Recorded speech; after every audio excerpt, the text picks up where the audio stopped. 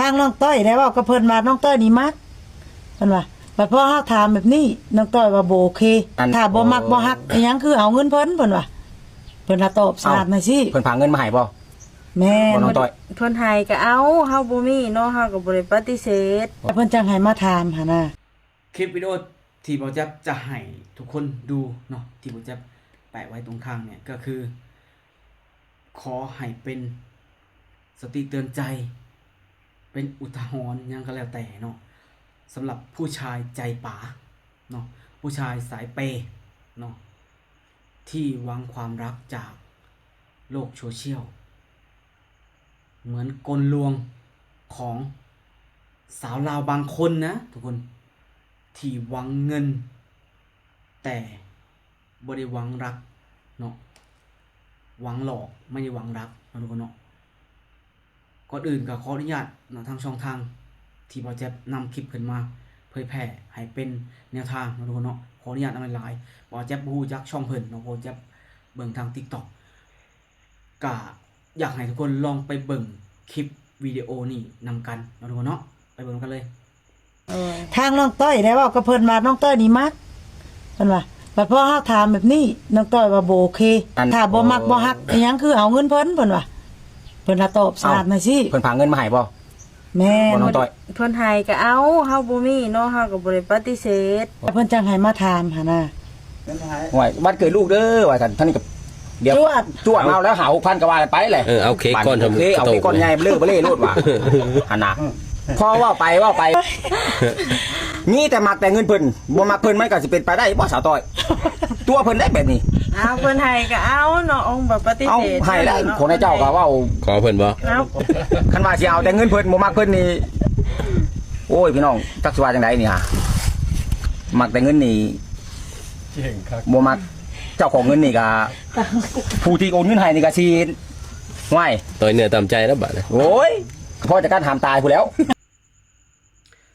สวัสดีครับผมนี่คือคลิปวิดีโอเนาะที่ทุกคนได้ฟังไปนั่นก็คือชัดเจนเลยเนาะรักแต่เงินแต่บ่ได้รักเจ้าของเงินคือ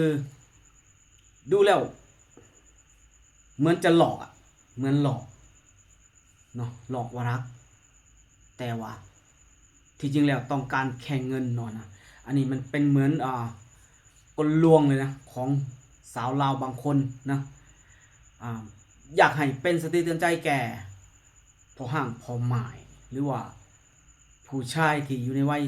40-50กรัตเนี่ยเนาะ50-60แล้วแต่เนาะที่ผู้หญิงลาวบางคนอาจจะเปิดใจอยากมีรักอย่างสี่นะอันนี้ผมจะบริเมารวมนะบางคนนะที่เปิดใจอยากมีรักอยากมีแฟนอยากสร้างครอบครัวโดยเฉพาะกับหนุ่มไทยเนาะอย่างสี่นะหรือว่าหนุ่มต่างแดนที่อยู่หนุ่มไทยหนุ่มลาวที่อยู่ในต่างประเทศอย่างสี่นะเพราะว่าฮู้ดีว่าอยู่ไกลและก็จะได้เงินง่ายอันนี้บอกจะบริพาทพิงไปคลิปวิดีโอนี้มันสะท้อนมันหัวเนาะนะโดยเฉพาะผู้ชายใจป๋าผู้ชายใช้เปย์เนาะเปย์เพื่อจะได้รัก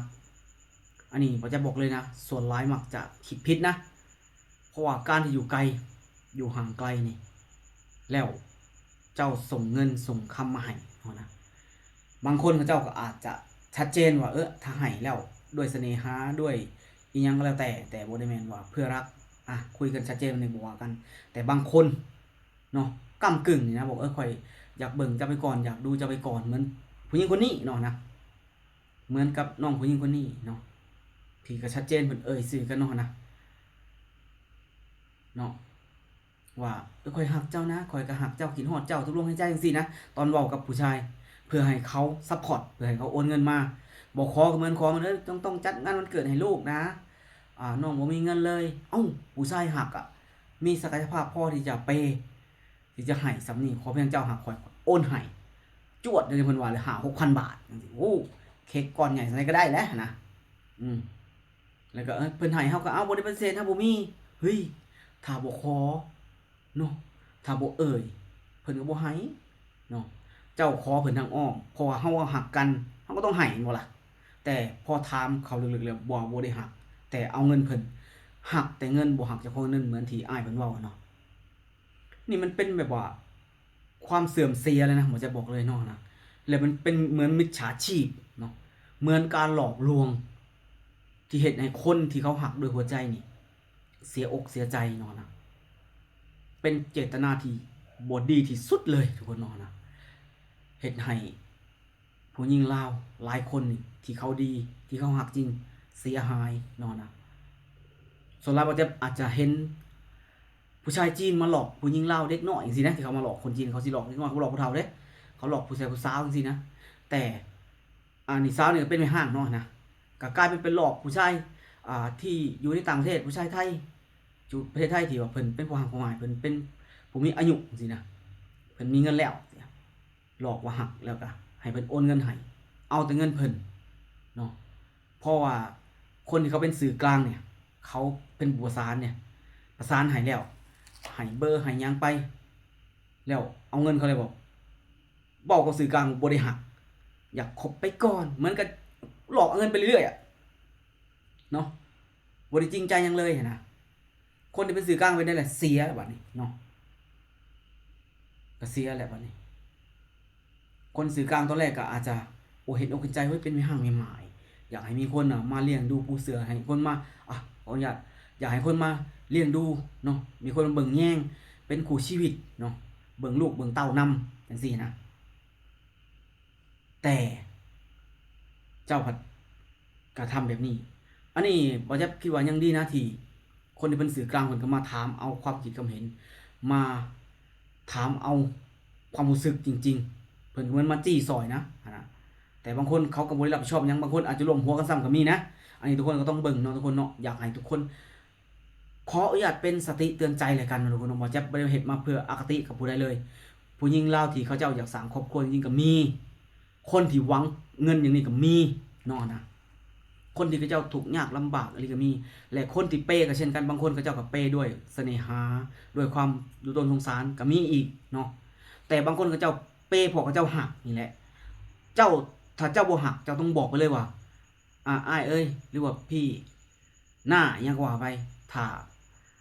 เปย์เพราะว่าเจ้าหักข่อยให้ข่อยไปสั่งพ่อเจ้าข่อยบ่ขอบ่หลับได้บ่เนาะข่อยบ่ขอหลับแบบนี้ข่อยบ่สะดวกยังก็ว่าไปเนาะนะถ้าเปย์ด้วยความบริสุทธิ์ใจด้วยความเมตตาสงสารข่อยทุกข์ข่อยยากข่อยยังหลับแบบนี้ได้บ่ล่ะเจ้าต้องชัดเจนในเจตนาบ่แม่นเจ้าคุ้มเครือเผื่อเงินของเขาเจ้าถือว่าอันนี้เป็นเจตนาที่บ่ดีที่สุดเลยเนาะนะเป็นการหลอกลวงเป็นเหมือนมิจฉาชีพเนาะแบบนี้ถือว่าบ่โอเคเห็นรอยยิ้มเห็นเสียงหัวเราะแล้วบ่จะบอกเลยนะบ่จะขุ่นเคืองใจขนาดเนาะนะในความเป็นคนลาวนี่เนาะและบ่จะเองคิดว่าสิบอกว่าเอ้ยผู้ชายก็อยากเป้เขาเองไผสิมาว่ามันนี่ก็เขาหักเนาะเขาทำแล้วเจ้าหักเขาจึงให้บ่แม่นว่าสิไปนั่งโทษผู้ชายข่อยโทษผู้หญิงเต็มๆเลยเขาบอกตรงนะสิว่าบ่จะอคติก็ได้นะทุกคนเนาะเพราะว่าในเมื่อเจ้าเอ่ยว่าหักข่อยแนะนำคนหักเจ้าข่อยก็อยากดูแลอยากซัพพอร์ตจริงๆการซัพพอร์ตของข่อยก็แน่นอนแหละข่อยก็หวังอยากคบอยากมีแฟนอยากสร้างครอบครัวข่อยจังไห้นะแต่เจ้าทำเจตนาของข่อยแปลไปเป็นอย่างอื่นเนาะเพื่อผลประโยชน์ของตัวเองเนาะหลอกลวงกันหนาด้านๆนะแบบนี้เนาะข่อยเห็นเสียงหัวเราะแล้วข่อยรู้สึกเลยว่าโอ้ผู้หญิงคนนี้คบบ่ได้เลยว่ะนะและอาจจะมีผู้หญิงลาวอีกหลายคนเห็นแบบนี้เนาะแล้วก็ยูทูบเบอร์หลายคนที่เป็นสื่อกลางนี่ก็ได้โปรดเนาะพิจารณาจริงๆเนาะและบ่ซั่นก็ต้องให้เขาเจ้าจัดการกันเองเนาะเว้าให้ชัดเจนว่ากับคนที่จะมาคบนี่ให้คุยให้ฮู้เรื่องเนาะและก็บอกพร้อมว่าอย่าพาวเปถ้าเกิดเจ้าบ่ทันแน่ใจอย่าให้หยังถ้าบ่ได้ความหักจากเขาแบบนี้โลดนะอันนี้บางคนอาจจะไปซอยไปร่วมหัวนำกับมีนะแต่บ่จะบ่ได้ชี้ไปตรงไผนะบางคนอาจจะมีแบบนั้นพร้อมมีได้มีเสียกันอีกนี่โอ้โหอันนี้แฮงน่าเกลียดนะบอกเลยนะสำหรับบ่จับแล้วนะบ่จับบอกตรงบ่จับจะถ่ายคลิปวิดีโอเซาในก็แล้วแต่น้องบอกโสดบ่จับบ่แทบจะบ่เคยแปะเป็นFacebook เป็นสื่อกลางยังไงเลยนะพอสุดท้ายแล้ว เดี๋ยวคนที่เป็นกลางนี่ก็กลายเป็นสิเสียนำนะถ้าระหว่าง2คนก็เจ้ามีเอิ้นหยังมีความเสียหายจากฝ่ายใดฝ่ายหนึ่งเนาะบ่มีความจริงใจต่อกันจากฝ่ายใดฝ่ายหนึ่งเนาะบ่ว่าฝ่ายชายฝ่ายหญิงก็แล้วแต่เนาะนะเฮาเองก็จะพลอยเสียไปนำเพราะฉะนั้นบ่จะเลยบ่กล้าที่จะแปะลงเนาะนะ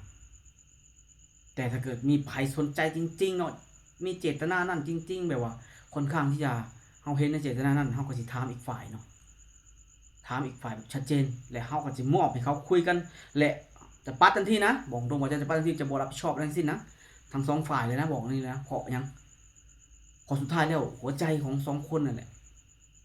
เป็นสิ่งที่จะคลิกกันหรือบ่คุยกันรู้เรื่องหรือบ่เนาะนะผิดถูกทุกคนก็ต้องรับผิดชอบตัวเองนะบัดทีนี้แต่อันนี้ว่าจะเอามาเป็นสติเตือนใจให้คนให้พิจารณาให้มองคนให้ลึกซึ้งก่อนเนาะอย่าเผาอยากจะให้อยากจะได้ความหลากหลายแม้กระทั่งบ่าวเชฟเองนี่บ่าวเชฟเองก็ถามว่าเคยเจอวะแบบนี้บ่าวเชฟเองเคยเจอนะบ่าวเชฟบ่ได้มีลายนะแต่เวลาเฮาหักใครเฮาอยากจะทุ่มเทอยากจะได้ใจเขาแล้วเฮาก็ให้สิ่ง